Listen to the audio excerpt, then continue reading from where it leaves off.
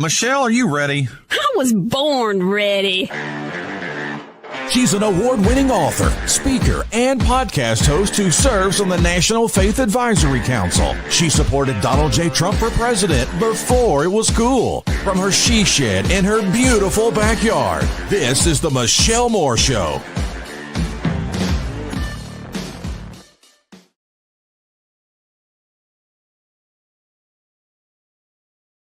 Hello, everybody. So glad that you're here with us today. All right. So there's some breaking news. We're going to cover the breaking news.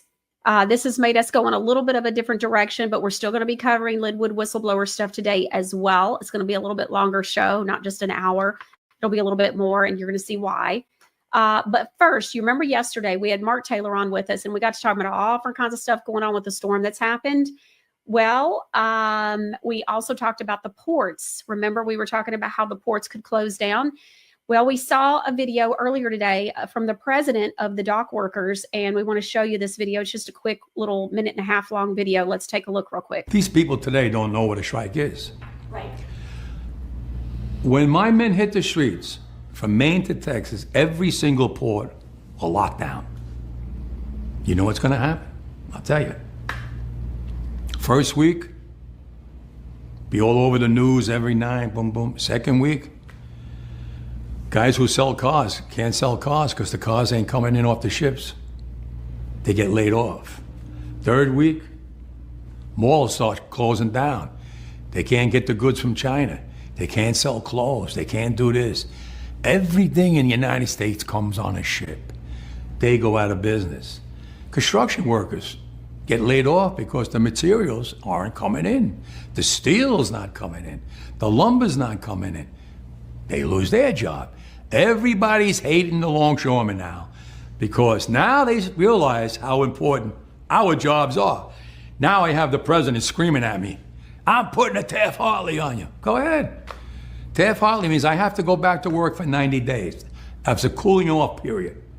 Do you think when I go back for 90 days, those men are going to go to work on that pier? It's going to cost the company's money to pay their salaries. Well, they went from 30 moves an hour maybe to 8. They're going to be like this. Who's going to win here in the long run? You're better off sitting down and let's get a contract and let's move on with this world. And in today's world, I'll cripple you. I will cripple you, and you have no idea what that means. Nobody does. All right, there you go. Is the supply chain fragile? I think that we're fixing to find out if this keeps going the way it is. So just a heads up, I thought this was a really good video for everybody to see. All right, we're going to go on ahead and move on. So we're going to move into the breaking news. We're talking about within the last 2 hours, breaking news about the new allegations against Sean Diddy Combs. Now, oh my goodness, it was so good. Producer Ron remembered a show where I did an opening monologue that was back from February the 28th. So we're going to show you about a 10-minute clip of some things that I said back then about Sean Diddy Combs. And then we're going to show you some stuff that is absolutely jaw-dropping from today and is what led us to going on ahead and kind of rearranging today's show a little bit. So let's take a look at some things that I said and some things I showed you and some resources that we were giving you on MichelleMooreShow.com, which are still there for you. And so let's take a look real quick. All right. So I don't know if you've heard about this P Diddy thing, but I wanted to kind of update you. So I started kind of thinking there may be something to this P Diddy stuff a couple of months ago. I kept seeing stuff about, Sean Combs. We know him as Puffy. P Diddy, he's got a million different nicknames. But anyways, so what happened is I got suspicious that maybe there was some significance to this because I kept seeing stuff about it. And I thought, okay, well, maybe there is. We'll just kind of wait and see. And then I was on the phone with Megan Walsh, and she mentions to me, people don't realize how big this Sean Puffy, P Diddy, whatever, Sean Combs case is, and that this is a really big deal. And so I was like, really? Okay. So she confirmed to me that I needed to be just kind of on the lookout. Well, then today I see where Ariel, there's an account on Twitter or X, whatever you want to call it. I call it Twitter. where he was talking about it. I've seen some other things. Then I came across some videos. So in all of my research, so I've got 2 videos for you and some images. And I want you to know there's some court documents that have come out. And thank you, Ariel, for that. But I ended up hosting the court documents for you, downloading them, hosting them. So if you go to MICHELLEMORESHOW.com, it's right there at the top, first black rectangularly shaped button. You know the drill. And so I already have it for you. So all you have to do is go to MICHELLEMORESHOW.com, click on that button that says, I think it's like it's Jones versus Combs, I think is what it says. And so the PDF is there for you to be able to read it. You can download it. You can do whatever you want to do. So I've got it for you, but let me tell you, this is a big deal. I figure Kanye, Jay-Z, Beyonce, Britney Spears, and Diddy, from what I can tell and what I kind of figure from everything I've already seen and just different things going on, I'm figuring that those are going to be what takes down the music industry. And of course, P Diddy is the rap industry, and you're going to hear all the blackmail and all the craziness that's going on. There's a lot of stuff apparently in this 72 pages that you can get on MichelleMoreShow.com. So it's a PDF for you, but I got to tell you, so shout out to Megan Walsh and to Ariel, because they really helped me to kind of piece together a few things that, and just confirm that, yeah, this is something we all need to be paying attention to. I think it's going to end up being extremely significant. And so, and I think it's already starting to show those signs. So just keep your eyes open. So not sure if you're hearing about it and keeping track of it, but just want you to get, and look, this case is not just against Diddy. It's also against Universal Music Group, Motown Records. There are people's names and corporate and company names that are not even listed, that are just saying, 1 through 10 kind of thing. But let's take a look. So we have 2 videos for you. So let's take a look at the first one on this case. Just read the court documents about the allegations from Lil Rod about Diddy, and it looks like Epstein level exposing of the rap industry right now. It names names. He has photos. He has physical evidence. He has audio recordings. Literally everything from Diddy being involved in murders, Diddy being involved in sexual assault, grooming, drugging people. It even goes so far to name Cuba Gooding Jr. as being involved in all of this. It has some redacted names. They seem to be about Meek Mill and Chris Brown, but again, they're redacted, so you can't be 100% sure, but the things that are said about them seem to indicate that those are the people that they're talking about, and indicating that those people were having sex with underage girls. There is a whole bunch of allegations of how Diddy would use his positions of power to sexually assault males and then blackmail them into not saying anything, because obviously like homophobia inside the rap industry is very prevalent. So the allegations are that he would blackmail people underneath him by saying like, oh, I recorded this and I will show it to everybody. If even 10% of what is alleged inside of this court document is true, they need to put Diddy under the jail. And 50 Cent is going to have the best time talking about this over the next month. Okay, so when I saw this video, I know what he's talking about. So there's some kind of background with 50 Cent. So let's take a look at this. I happened to screenshot it, thought, oh, this might be significant at some point. So then I come across that video and I'm like, there you go. So 50 Cent, you can see here, I don't know if this was an Instagram post or if it was a tweet, but 50 Cent said, ain't saying nothing, but something ain't right, LMAO. So these photos are online, and he's, got a post, 50 Cent does, that he does this post with these 2 photos with Diddy, with these men. And he's just saying, hey, look, ain't saying nothing, but something ain't right. And so anyways, not sure when 50 Cent first saw or came out with all this. It could have been a few years ago. I don't know. But I came across a tweet that said, This was when 50 Cent first realized something was up. Not sure though about the date, but I just thought, oh my goodness, this is crazy. So then I came across a second video about this. It's a little bit more detailed, and I wanted to show this to you as well. So let's take a look.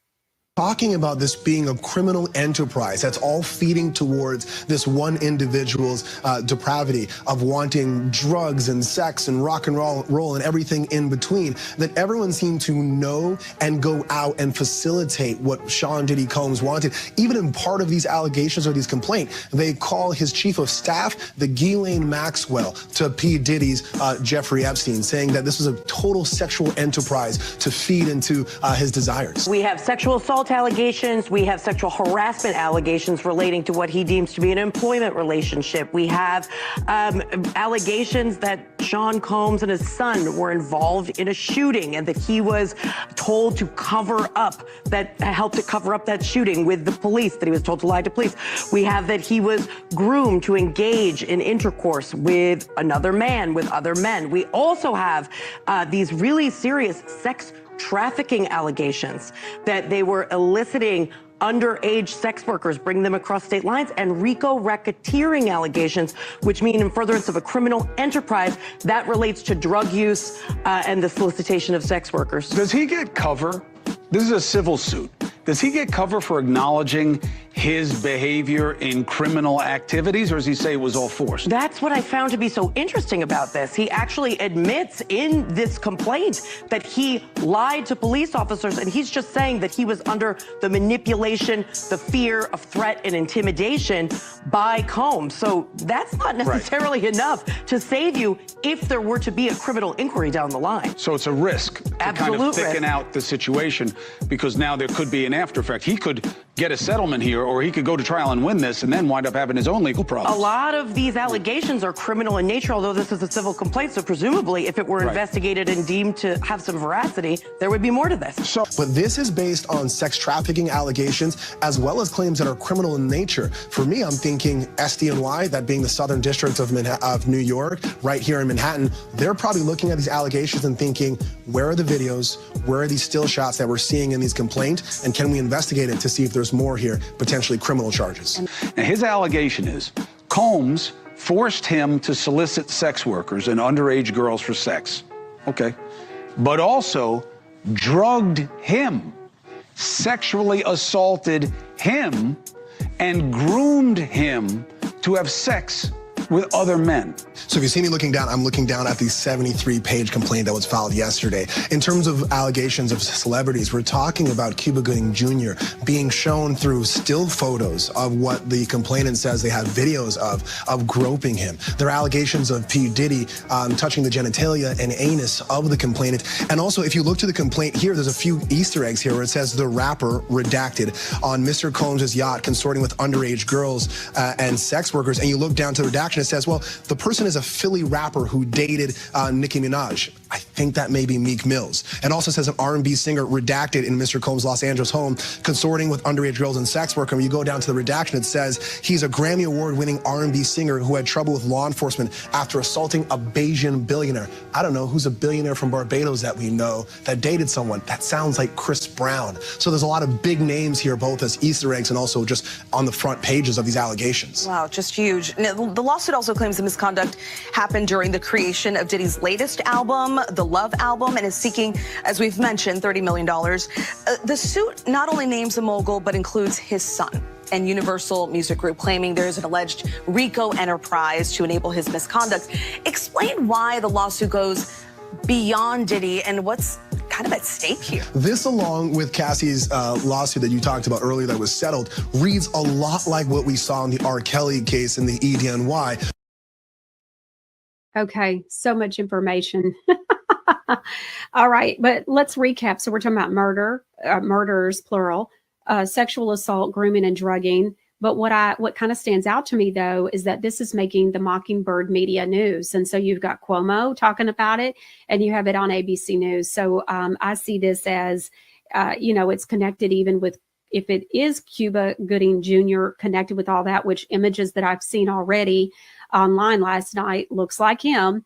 But you're talking about Hollywood, some Hollywood being connected with that. And then also you're talking about the rap part of the music industry. And so I think that's all very interesting, and we'll have to keep an eye on it. But I'm wondering what else it's going to lead to. And you heard at the beginning of this last video where they're even linking it to Ghislaine and him being the Epstein of the rap industry. So lots of things coming out. I think it'll be interesting to see how this continues to evolve. But I think that there are already a lot of jaws dropping from the information in the 70-plus page document that I've got on MichelleMooreShow.com for you to be able to check out after the show. All right. So that was back from February the 28th.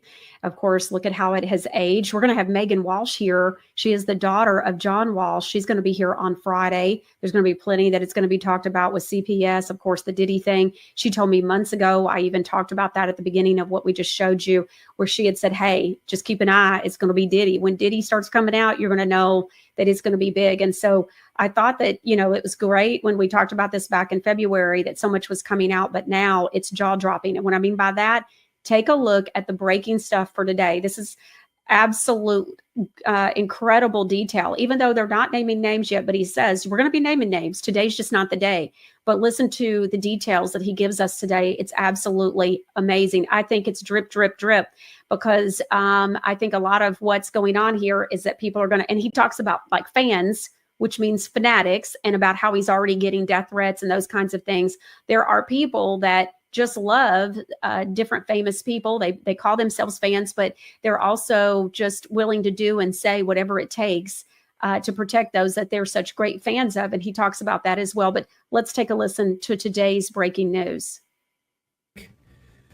As many of you know, our law firm has been at the forefront of some of the most important litigation in the United States. We like the tough cases. We thrive in the complicated cases. We've handled over the last 25 years some very big and very important cases. I believe that this one may surpass them all. There are many facets to this. The conduct we will describe today occurred over more than 20 years. There are many people and many entities involved. And we're going to follow this evidence wherever it takes us. We will find the silent accomplices. We will expose the enablers who enabled this conduct behind closed doors. We will pursue this matter no matter who the evidence implicates. These brave victims who have stepped forward deserve nothing less. The biggest secret in the entertainment industry that really wasn't a secret at all has finally been revealed to the world. The wall of silence has now been broken, and victims are coming forward. Our team has had at this point more than 3,285 individuals contact us, with people claiming to have been victimized by Sean Combs. After vetting, we now represent 120 individuals who intend to bring civil claims in civil court against Sean Diddy Combs, as well as claims against many other individuals and entities that we will name as defendants as we file these individual cases.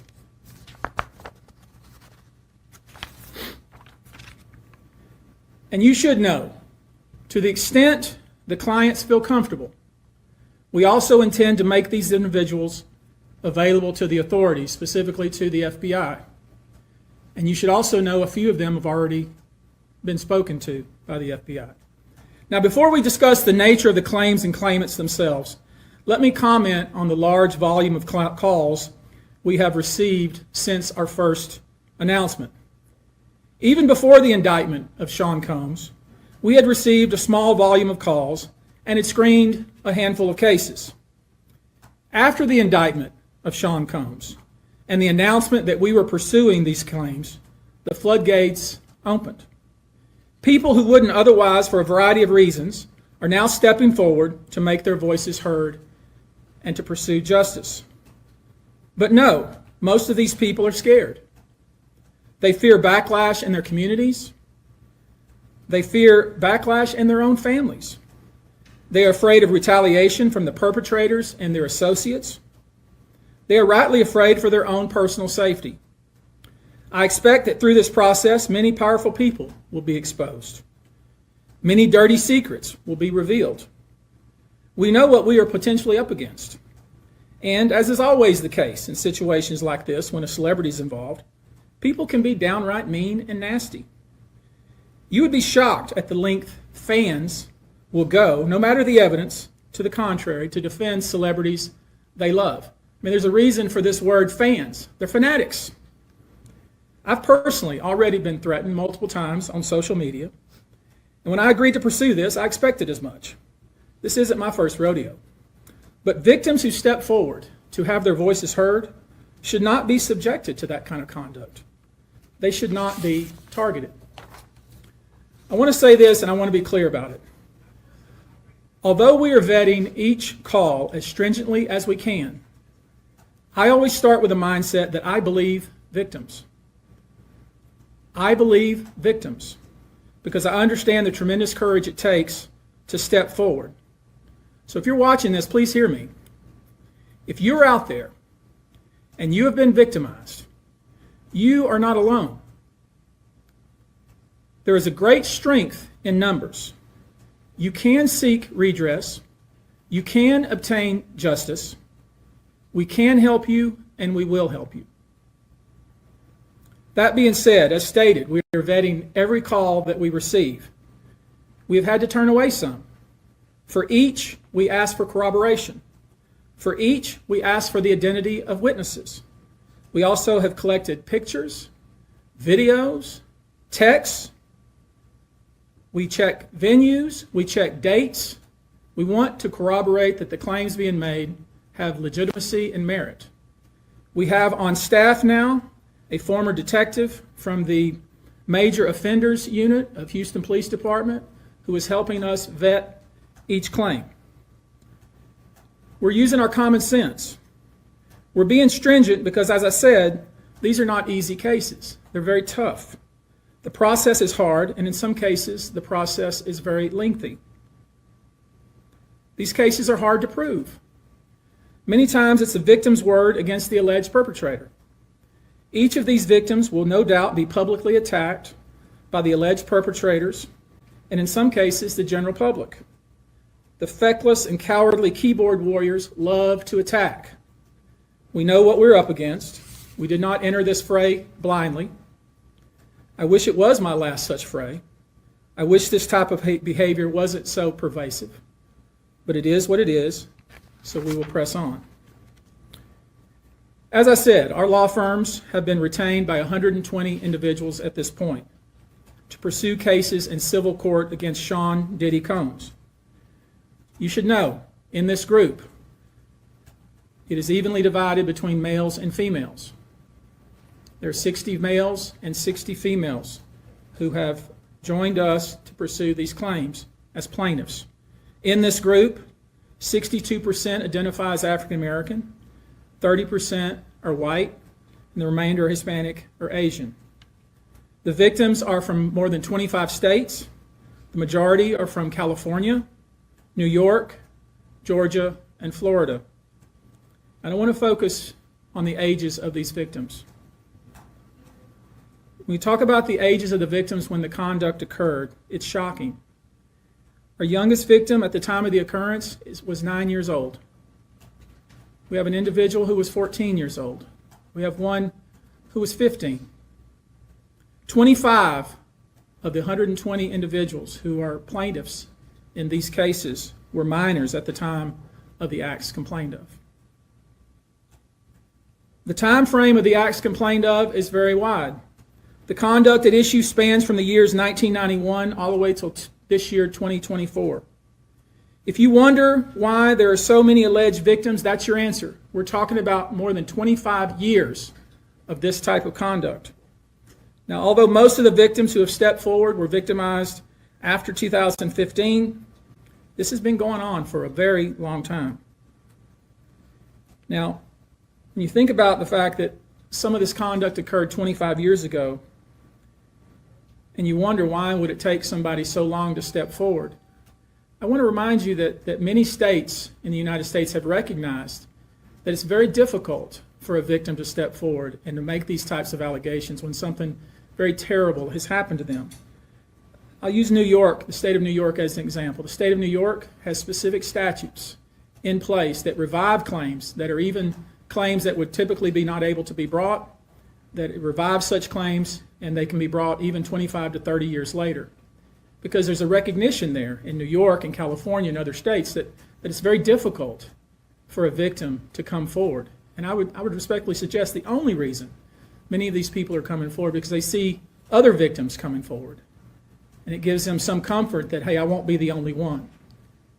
And I expect more victims will come forward. You know, there's an old saying, it says, a lie has great speed, but truth has endurance.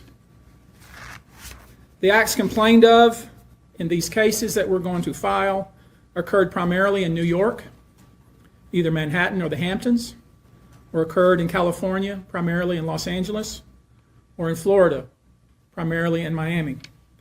Most of these events and incidents occurred at parties, typically after parties, or album release parties, New Year's Eve parties, 4th of July parties, something they called a puppy party, the all-white party, although several of these events occurred at auditions. Many times, especially young people wanting to break into the industry, were coerced into this type of conduct in the promise of being made a star or in the promise of having Sean Combs listen to their tape or even let them read for Sean Combs. You should know that some of this behavior occurred at well-known venues in New York City. Some of this behavior occurred at private residences of people that we all know. Some of this behavior occurred at hotels that we're all familiar with. You should know that more than 55% of the victims filed reported this conduct to either the authorities, that is the police, or to hospitals. We're in the process of collecting with our team assistants medical records, reports that were made to the authorities, and I've already said that some of the individuals in this group did in fact talk to the FBI. You should know that several of the individuals, and when I say several, I mean many, who did in fact seek medical treatment were drug tested, and drugs were found in their system, weird drugs that you probably never heard of. One in particular that continues to pop up is a drug called xylazine or trank, which based on our research is known as a horse tranquilizer. Now, there's been a lot of reports that we're filing a class action. This is not a class action. Class action is when one or two people file a case on behalf of a group of people. That's not this. These cases will be individual cases. Each case will live and die on its own merit. These cases will be filed individually, one plaintiff against whoever the defendants were involved in the case. Each case may be filed in one venue like California, another case may be filed in New York. One case may sue just Sean Combs, but multiple other people. One case may sue a range of people. I would expect most, though, to be filed, as I said, thinking or hoping or perhaps believing that I may start naming names. Well, that day will come, but it won't be today. The day will come when we will name names other than Sean Combs, and there's a lot of names.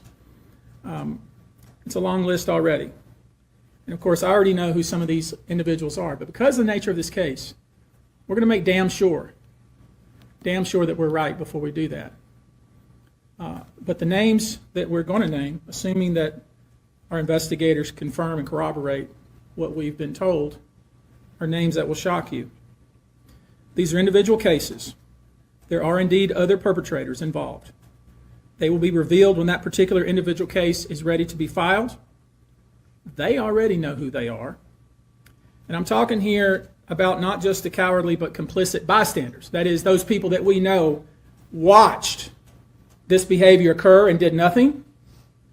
And I'm talking about the people that participated, encouraged it, egged it on. They know who they are. call them the facilitators of foul play, willing participants in vile conduct. As we identify them, each will be part of this case as defendants. These defendants will not only include individuals, but would also include corporate entities who ultimately profited off of this culture and behavior. I'm looking at banks, pharmaceutical companies, hotels. We know that many of these individuals were paid cash. We know that many of these individuals involved, whether they were the ones being assaulted and abused or they're witnessing other people being assaulted and abused and then paid and threatened and told to leave. Typically paid 10 grand in cash and told to leave. And then threatened as they were leaving. So in addition to Sean Combs, you should know the defendants in these cases we're going to file will include anyone, of course, who engaged in the assault or exploitation, anyone who participated in such in any way, anyone who encouraged or facilitated this conduct, anyone who was in the room and watched it happen but made no effort to stop it, any venue or venue owner who was aware of what was going on but failed to stop it, any individual or entity who knew about the conduct and benefited from it but did nothing to report it or stop it, and any individual or entity who covered it up or helped cover it up. These people who know who they are should just come forward now. I would imagine, as we speak here, there are a myriad of people who are very nervous. You can't hide skeletons in the closet forever. I would expect there are many people out there right now who are desperately searching their memories as they delete their texts and data. Now, although these are, in fact, individual cases, there is a common theme, an MO, if you will. Typically, the victim is lured into a situation where he or she is given a drink.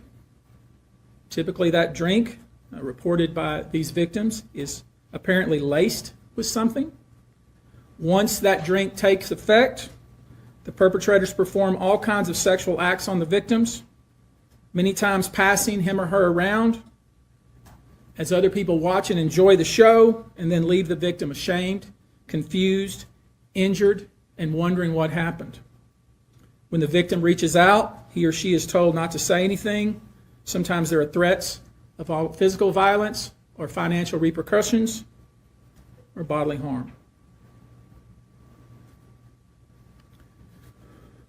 The claims we intend to bring will include the following: violent sexual assault or rape, sexual abuse, facilitated sex with a controlled substance, false imprisonment, compelling prostitution, sexual misconduct, dissemination of video recordings, false imprisonment, sexual abuse of minors. Given the large volume of cases, and given our other docket obligations, and given the fact that we want to be sure when we file these cases that they are fully vetted, I expect we'll start filing these cases against Sean Combs and other perpetrators within the next 30 days. Now, it's rare, sexual abuse, sexual exploitation, this type of activity is pervasive in our society, and it's rare we get a chance where we can really focus on this as a country and really focus on this about how pervasive this is and what we as collectively can do about it. So I thought I'd take this opportunity before I go into some of the individual cases and talk about some of the individual claims being made and so you'll get a sense of what this 120 people group looks like individually.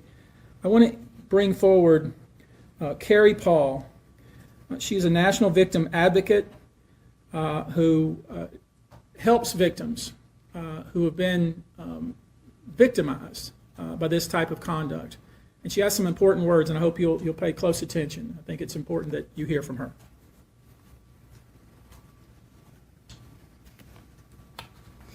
Hello, I'm Carrie Paul with the National Victim Advocate. It's not easy for any survivor to come forward. Our culture doesn't believe survivors. It blames and questions them. Instead of showing support, many choose to enable abusers. The media runs stories asking why it took so long for survivors to come forward instead of asking what barriers exist. We also don't equip law enforcement with the ability to handle sexual assault crimes. Lack of funding translates to lack of training. We have officers in the field that don't know what to say to a rape victim, and also an alarming amount of backlogged, untested rape kits. Prosecutors are focused on what they can prove in a case, and if so, how to do that at time of trial. Advocates and staff are stretched thin with growing caseloads in the criminal justice system. Most people don't know how the criminal justice works in general. There isn't enough staff or resources to adequately explain the entire process to every victim and survivor. Our culture works against victims and survivors every day, and abusers know this. Abusers work themselves into positions of power, building a public image that is trusted and financially large enough to make people look away. Abusers are unfortunately very skilled at power and control, the foundation of abuse. They seek victims who are vulnerable, such as children, their employees, and their intimate partners, all who see a different version than the public does, all who rely on the abuser in some way. And for those that do come forward and aren't believed, face questions like, are you sure it happened that way? Were you drinking? What were you wearing? All of this creates an environment that enables abusers to continue abusing them and future victims. To the survivors that have come forward despite not being believed at some point in time, your courage is like nothing we have seen before. We thank you for coming forward for yourself and all survivors. And lastly, I want all survivors that are watching this to know we believe you and we support you. Thank you.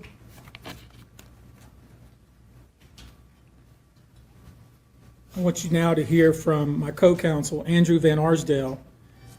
We've created a sexual abuse hotline, and I want him to visit with us just a few moments about how that works and the kind of volume of calls we've received. Thank you, Tony. Like Tony said, my name is Andrew Van Arsdale. I'm the managing partner of Baby A Law Group. We have offices in California, Montana, and North Carolina. To build off of what you just so well said, it's very hard to come forward. And given what we've experienced the past 10 days is really unprecedented in my career, at least.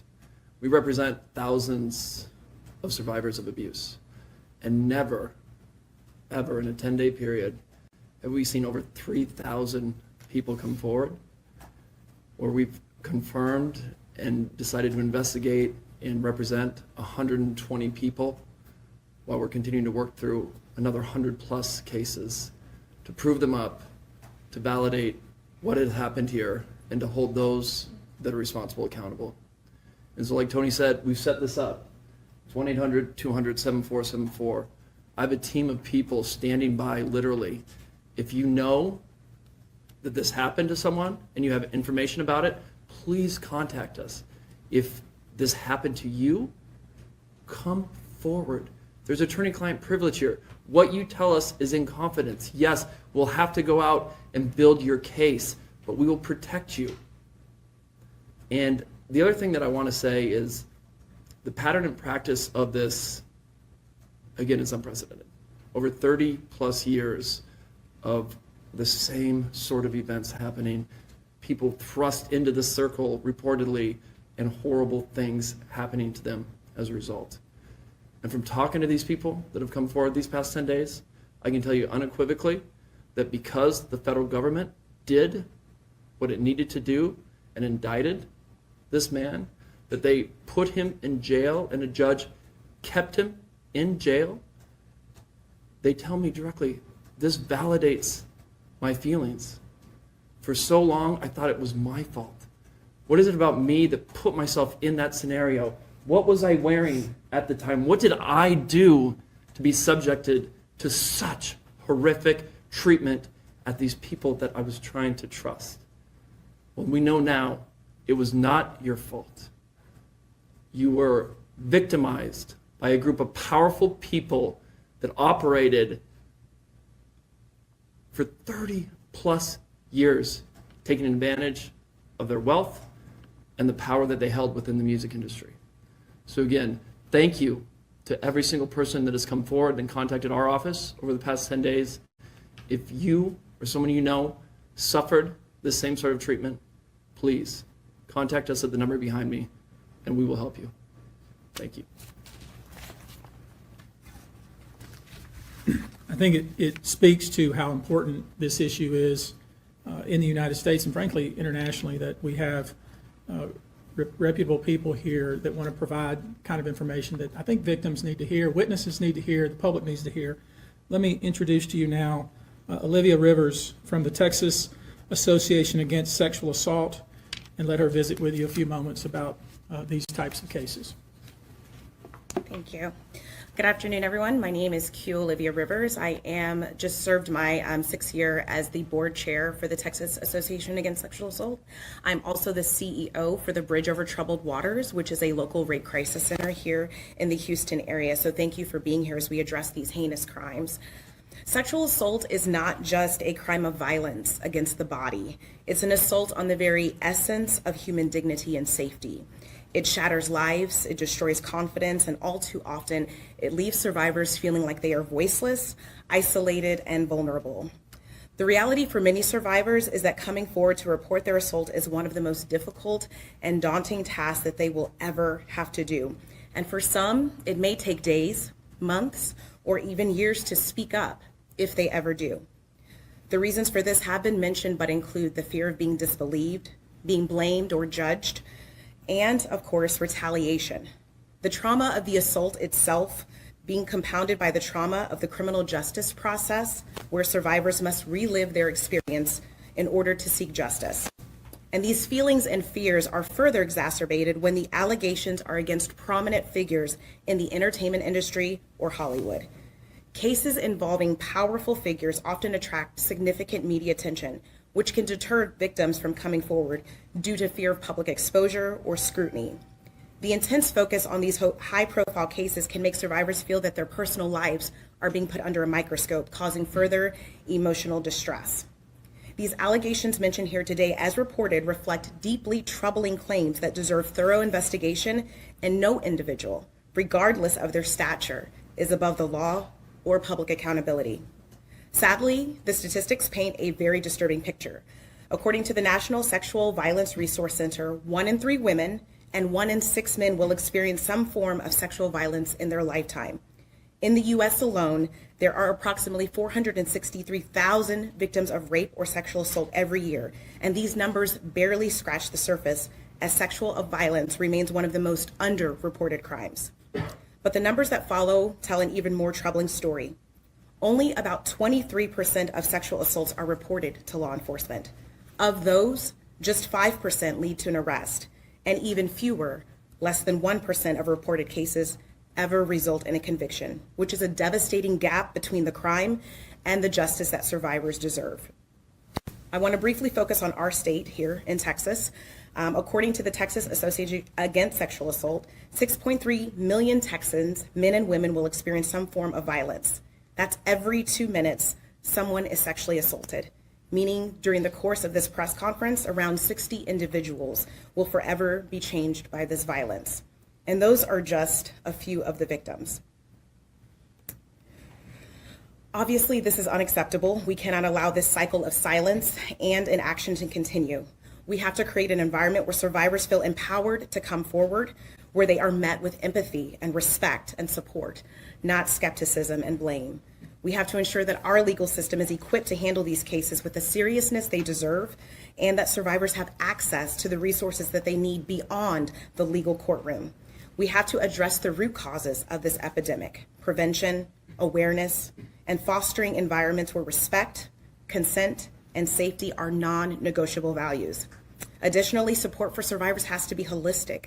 They have to have access to counseling, medical services, legal advocacy, and of course, community support, regardless of whether they choose to report or not. To every survivor who has come forward, your bravery is an inspiration. To those who are still grappling with their decision, know that you are not alone and that your voice matters. Your story matters. We see you, we believe you, and we are committed to fighting for a future where sexual violence is no longer tolerated and where justice is not the exception, but the standard. Thank you. I want to visit with you real quickly before we close here about some specific instances without disclosing the victim's name. You probably know that depending on the age of the victim, you can file these cases, these individual cases, under Jane Doe or John Doe. Each state is different in that respect. Typically, there is a balancing test, like the public's right to know the name of the victim and plaintiff versus the confidentiality and the safety of the plaintiff. So we'll have to struggle with that with each one of these cases. Our intention, of course, is to, like we always do, file these cases under a pseudonym until the court tells us otherwise. But let me share with you a few, just kind of give you a sense of the kind of cases and the kind of instances that people are calling and reporting that we are trying to corroborate, vet, and these are the ones that we've already corroborated, vetted, and collected evidence on. One individual who was 22 years at the time she was assaulted said that the typical MO at one of these parties that have been widely discussed in the press was that when you were handed a drink, and now we know that the drink is laced with something, if you refused to drink it, you were kicked out of the party. Now, let that sink in for a minute. I mean, the admission to this party was that you had to drink the chosen drink that was handed to you, and now we know that in most cases, I would say 90% of the cases, these individuals were drugged with some sort of drug. That was kind of the MO. Another instance, this individual who was 9 years old at the time was taken to an audition in New York City with Bad Boy Records. Other boys were there to audition as well. All of them were trying to land a record deal. All of them were minors. This individual was sexually abused, allegedly by Sean Combs and several other people at the studio in the promise to both his parents and to him himself of getting a record deal. Another instance, another minor told allegedly by Sean Combs that he would make him a star, but he needed to visit with him in private about it, away from his parents. Once they were in a private area, allegedly Mr. Combs made the victim perform oral sex upon him. Another incident, an individual 15 years old at the time, flown to New York City to attend a party, was drugged, and then taken into a private room, allegedly in the presence of Mr. Combs, where this female individual, minor, was raped, and then other individuals took turns raping her. Another individual, 26 at the time of the occurrence, was picked up allegedly by Mr. Combs and several other people in a black SUV from the airport, was given one drink in the SUV, and then literally woke up the next day not knowing what had happened, but with pain and damage to both her vagina and her anus, where she then went to the hospital. She was missing her underwear and her shoes. Another instance, an individual, this time not a minor, attended a group dinner, allegedly with Sean Combs in Miami. She wasn't drinking because she was pregnant, but whatever she drank at the table, apparently, at least according to her, was laced with something. She blacked out, and she woke up in the same bed, again, allegedly, with Mr. Combs in his mansion in Miami. Her vagina and her anus were torn and sore. And I could go on. I mean, literally, you're sensing a theme here. It's the same theme, and it all involves some sort of drug. One instance, an individual who was 20 years old at the time was asked to attend, just saw her on the street, asked to attend a party in a hotel. She was flattered, went to the party, was given one drink and doesn't remember anything else. Ultimately, was so messed up, went to the hospital where they found cocaine and this horse tranquilizer in her blood system. I want to give you a quote from a very young man who told us over the phone about his experience and all the things that happened to him, he says, allegedly at the hands of Sean Diddy Combs and his friends in the effort to try to sign a record deal. This was kind of what he was told he would have to do. His quote is, "Had he not been in power, I feel like I could have been something great. I quit the industry because of what Sean Combs did to me." And that's really what it comes down to. We are pursuing this, asking you to support this effort, to encourage witnesses and victims to come forward and bring your evidence so we can continue to break down this wall of silence and we can continue to have these stories heard. This is the beginning of what I hope to be a national dialogue. This type of sexual assault, sexual abuse, and sexual exploitation should never happen in the United States or anywhere else. This should have never been allowed to go on for so long. This conduct has created a mass of individuals who are injured, scared, and scarred. If you are one of those individuals, we ask you to reach out. If not to us, to someone you trust. If you are someone who witnessed any of these events, we ask you to reach out. Your name can remain confidential. With that, I'll take a few questions, not many, maybe two, but if you have a question, I'll be pleased to try to answer it. Perfect. How many minors are making accusations in total, and are the feds aware of the allegations of minors in the case? I don't know what the feds are aware of, okay, but I do know it's 25 out of this 120. And Tony, but I will say this to that point. We welcome the FBI or any authority who wants to come to us, and we're going to make that available to these victims because I think that's important. My suspicion is, based on talking with these folks, is that the FBI is just not aware of these people. The FBI has talked to some of these folks, and I'm going to try to encourage the victims to, in fact, talk to the FBI because I think they have some very important things to say.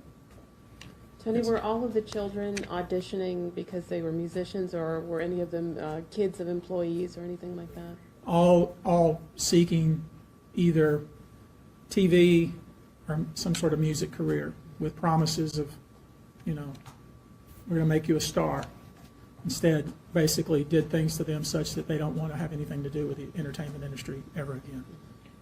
All right, guys. Thank you very much for your attention. We're going to go now. Thank you. All right. So there you go. So much great information in that. Wanted to make sure that you got to see it. It was just such high value information. And so just want to recap also. So the sexual assault hotline is 1-800-200-7474. One of the things that he said early on, which goes back to what I had mentioned back in February the 28th, was in that show was, they're talking about some corporations that are involved. There's banks, pharmaceutical companies, and hotels. A victim that is as young as 9 years old. Makes me, of course, think about Allie Carter as well. We know that we just ran her video that she aired about being a party favor, as the term is that they use there. And so she was used there at some of these parties with Sean Diddy Combs. And so we're just thinking about her today as well. She was somebody who came forth 3-4 years ago, telling the truth about what was going on at these parties and who all was involved. And so I just can't help but think about her today as well. So very interesting. They're saying that they just in the last couple of weeks have already gotten 3,000 calls. They've already decided to represent 120 different people in lawsuits, and they still have 100+ cases that they're looking into that could very well be agreed upon to represent those people as well.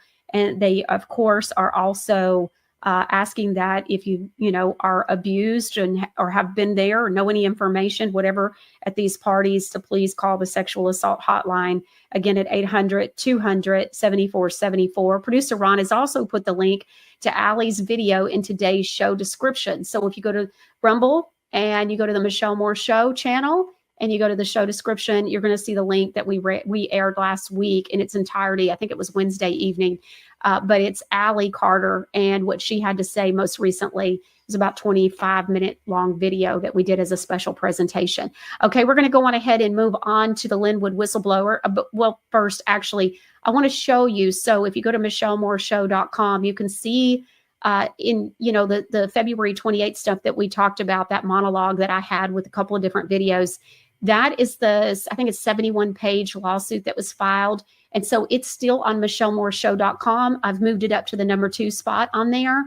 And so it's the Jones versus Combs documents and paperwork. Shows you all the different details. Of course, now much more has been coming out, but just wanted to show this to you. So MichelleMooreShow.com is the website. It's like a link tree is what they call it. And so we're going to go through some more of the Lin Wood Whistleblower stuff as well.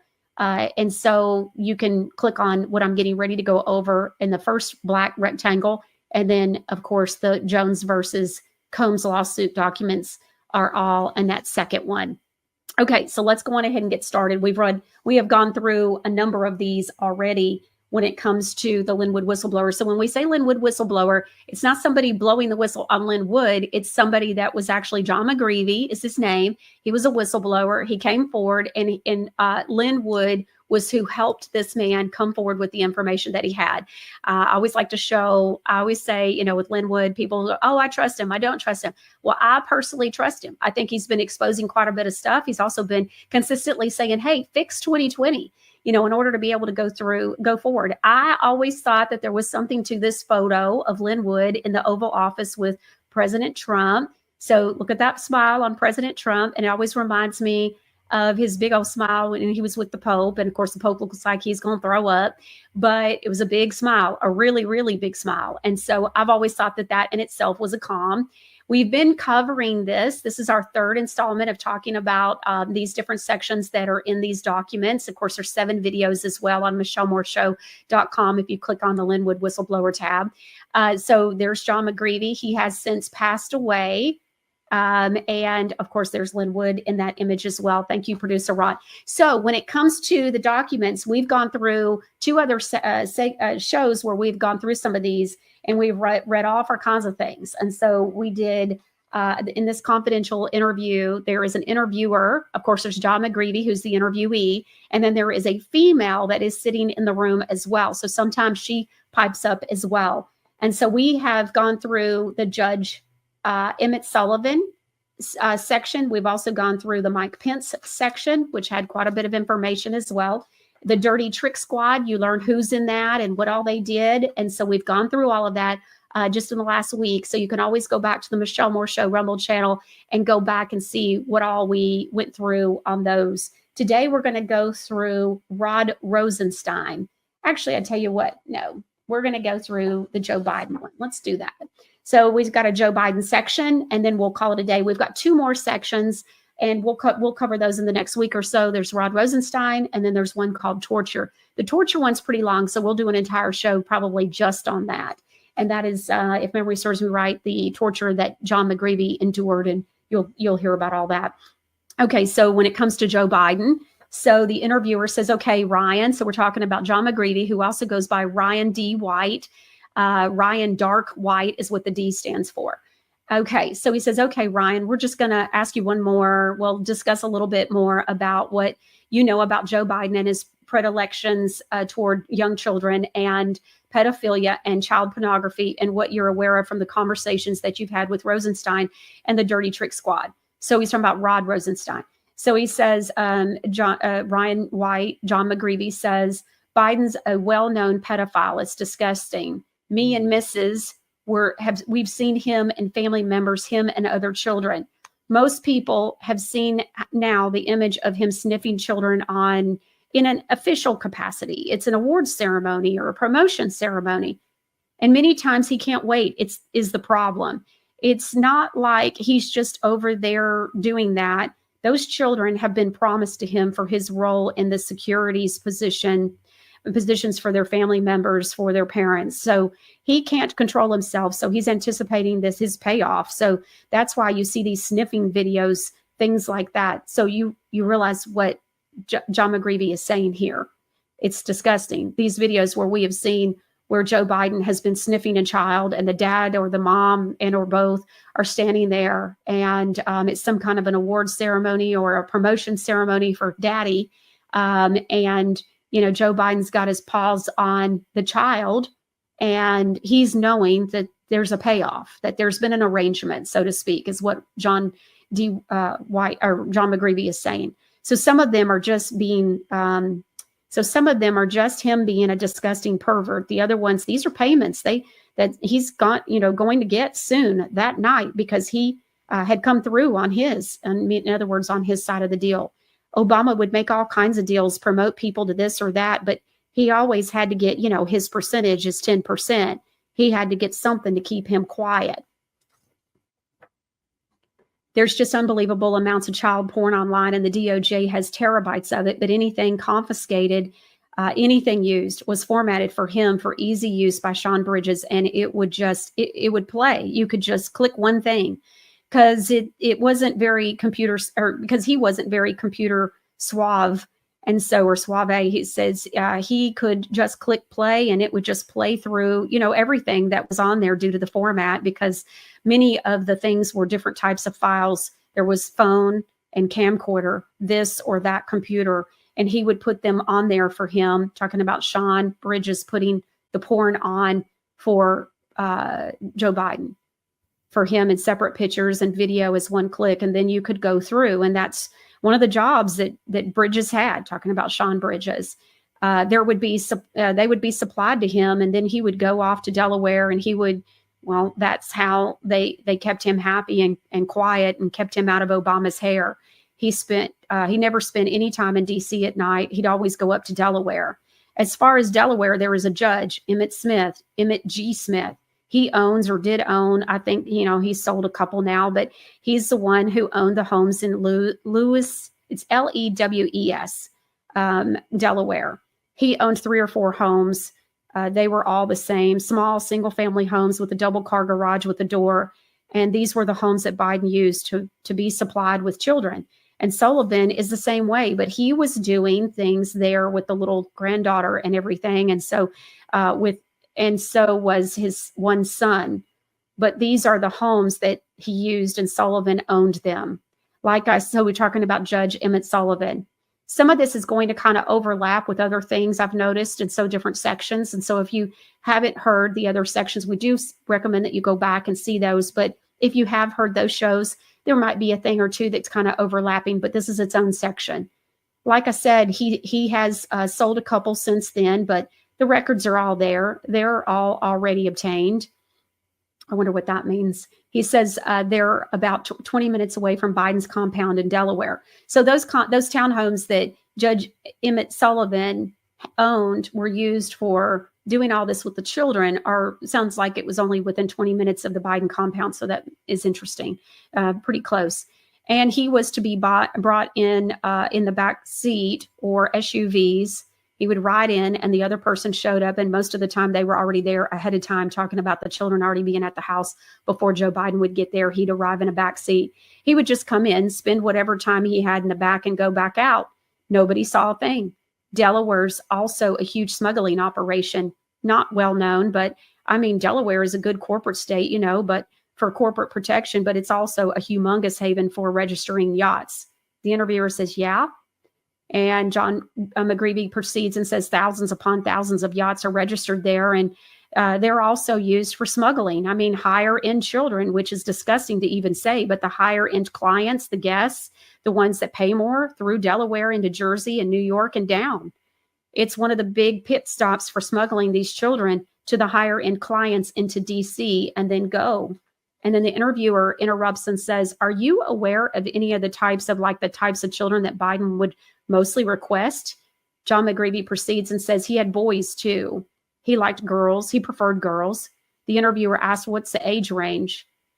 Interviewee says, which is John McGreevey, says pretty much anywhere, like 5, 6 up to 14, 15. He didn't care. He preferred 12 or 13.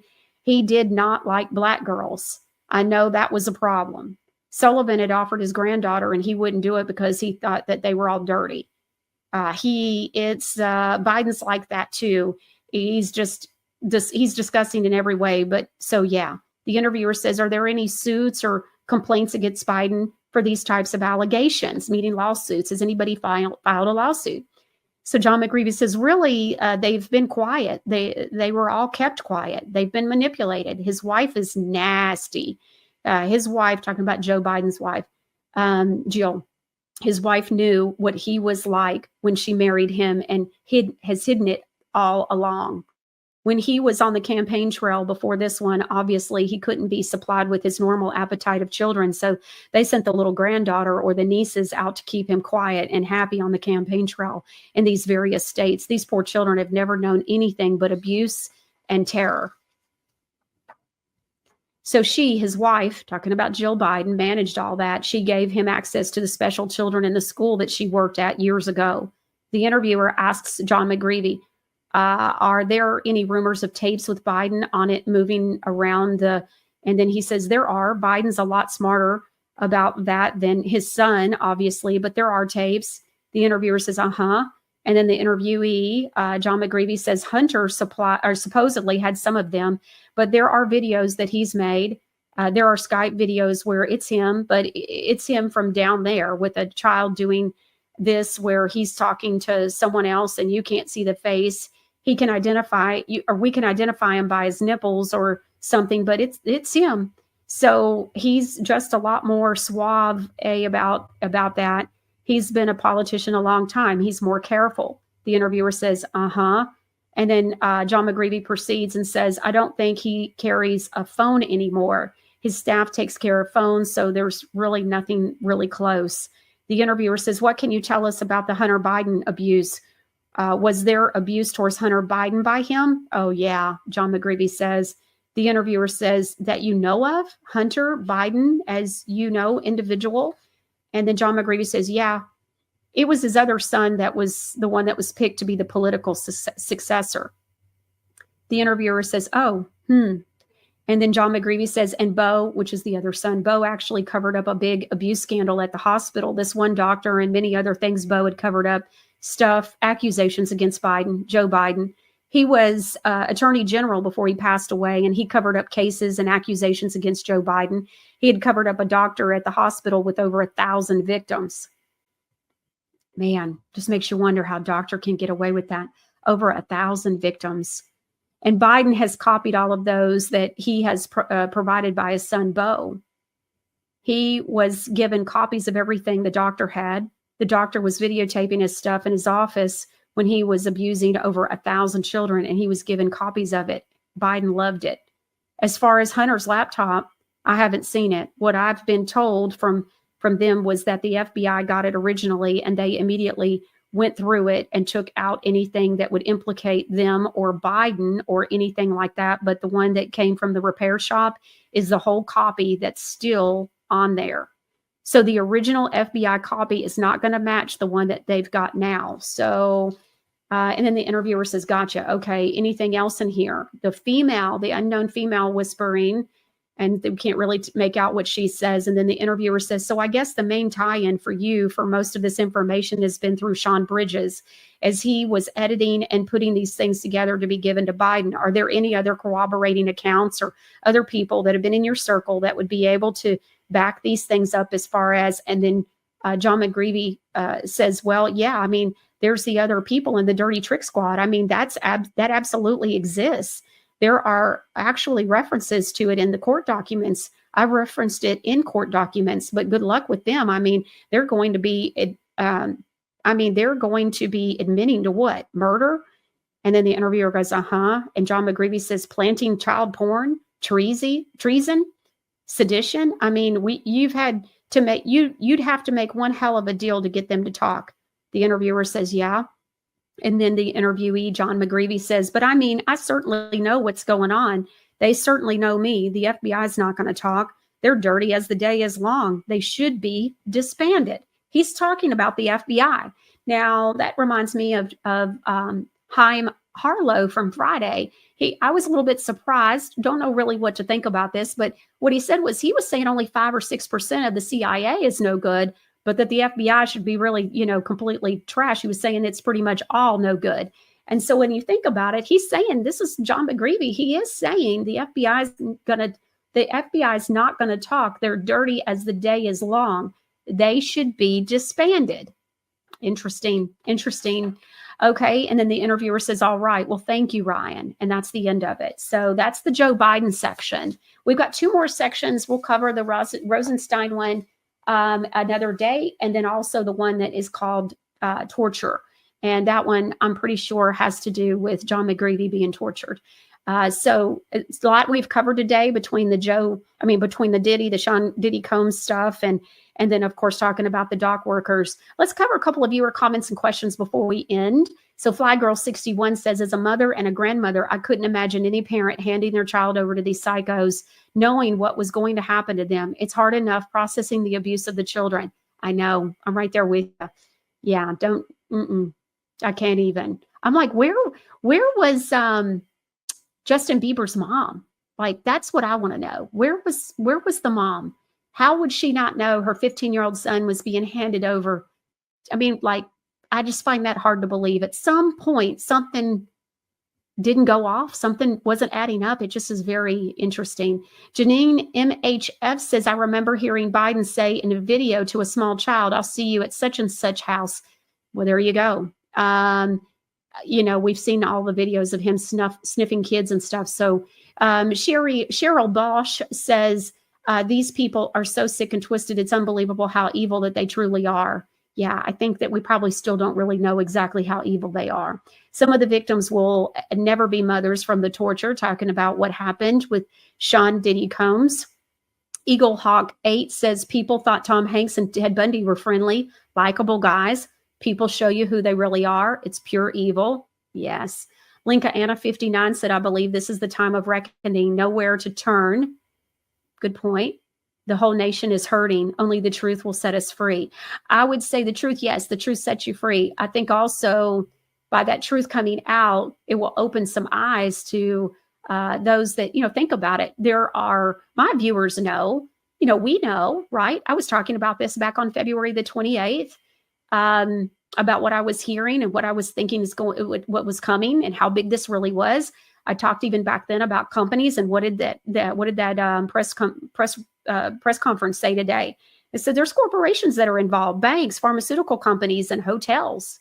I mean, something's up, and I think it's going to be much bigger. Remember in that also I talked about that when you look at the lawsuit, which you can go to MichelleMooreShow.com, I was noticing that it would say like company, something like company, and then it said 1 through 10. So you're talking about many companies. So today's press conference is only backing up what I was saying. Hey, this isn't looking good. Now, at the time, I was thinking mainly it was going to be about the record labels, the music industry stuff.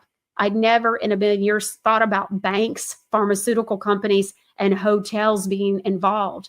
Now, what we want is we want some justice. We want some accountability, right? We don't want another person with a slap on the hand. We want some accountability and some justice to be done here. Now, one of the things that we also have to keep in mind is I don't think we can imagine what names are going to be coming out in this. I think some of this, even just listening to Allie Carter, who we talked about from last week, she covered some stuff that was just incredible. She's saying some names. And I remember back, 3 and 4 years ago when she first came out, she was saying, look, she was talking about Obama, Michelle Obama. She was saying Michelle Obama's really Michael. And so she was telling us back then. And so she was naming some names. And I think that this is, absolutely explosive information. Again, if you didn't see last week's show where we aired her video, the link is in today's show description on the Michelle Moore Show Rumble channel. Okay. So Eaglehawk 8 says, didn't Mr. Harlow say that the FBI is compromised? Yeah, he said the whole thing was corrupt. And he said, I would like to hear his view and Megan Walsh's view on this. Well, Megan will be here on Friday. We'll definitely be talking about Sean Diddy Combs, and you'll definitely be getting to hear what her take is on all of this. I will tell you that Megan was my source and I talked with Megan over the weekend and we talked about it. And I said, look, you were my source. You were the one that said back about 9 months or more. She said to me, keep your eye on Diddy. He's the one to keep an eye on. And she was very close in kind of a little bit of a removed way. Her boyfriend, I don't know if they ever got married. I think he's a father to one of her children, but he was very, very close to Kanye. So I think, she's got a very interesting perspective. And we're getting ready to hear some insight, I think, on Friday from Megan Walsh. I'm excited about having her on. She talks a lot about the corruption with CPS. She works a lot with people that talk about it as well. And so I'm very excited about that. We will be talking about CPS as well and whatever insight that she wants to share with us. And so I'm excited about it. I'm also working on an interview with a woman who was somebody who was trafficked by Epstein. And so we are in talks about what date works best for her. So we've reached out to her and waiting to hear back. And so we got some great stuff in the works and we'll see what comes out. But we're trying to get you some firsthand accounts of people who interacted with these people and can give some, insight to what exactly was going on, not just with Epstein, but also with Diddy, and see, what in the world is going on here. I think that, and I'd love to talk with Allie Carter, obviously, for you guys as well. What I love too is that, our show, when you watch live, you get to ask questions. And so I think that's one of the things that kind of makes us unique, right? So anyways, Sherry Halter says, looking forward to these. Also, I want to remind everybody, well, you may not know this. Let me just tell you. So Thursday, we're going to be doing a show again with Tom Althouse. Many of you wrote and said, please have him back. So Tom is coming back on Thursday, and then Megan is going to be here on Friday. Tomorrow, we're going to be doing a special that has to do about Joe M. Do you remember the Joe M videos? Well, we're going to be talking about that and featuring a few things from him. And so I'm excited about that as well. Tomorrow, next time on the Michelle Moore Show. Toxic chemicals are everywhere, even in products we've used for generations. Now, there's a replacement solution. Godly Granny. Godly Granny products are nutraceutical, clean products with purpose. All our products, like skin creams, bath bombs, lip scrubs, deodorants, and more, are free of the Godly Granny 5 Dirty Dozen list. That's 60 harmful chemicals many other companies use that you'll never find in our products. Go to godlygranny.com today. Be sure and use the discount code Michelle10 at checkout to receive 10% off your entire order. Trying to get healthier is full of can'ts. Come on, Grandma, come play. Come play with us, Grandma. I can't move. So you go to the doctor. Your body can't figure this out. So take this, and this. Because your body can't. But is it true your body can't? Maybe your body can. All you need is a little support. Wave Watch is a wearable device that uses sound wave therapy to help your body heal itself. Studies are showing that all cells in our bodies resonate at unique frequencies, and specific sounds can stimulate them. Your body can deal with pain, so you can play hard.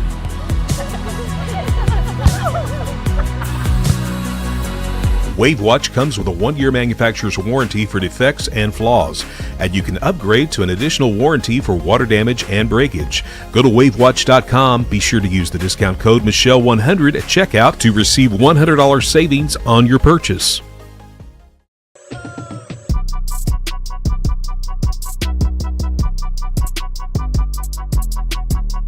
Hey, Mr. Wonderful here, and I'm here with my gold guy, Dr. Mike Fulges, a silver and gold expert. Hey, Mike, what do we have here? Today I have a few, actually 50, 2025 $5 gold American Eagles. Each is a 10th ounce of gold and is a starter coin for investors. So this is a way people can invest. They can buy a whole bunch of coins and just hold on to them, right? Correct. They have these in 10th ounce, quarter ounce, half ounce, and 1 ounce sizes. Now, if they want to buy them now, wait a couple of years and sell them again so they have liquidity, can they do that with you?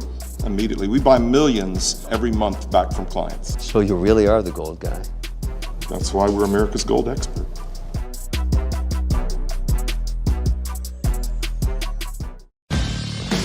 For Michelle's social media links, go to michellmoreshow.com.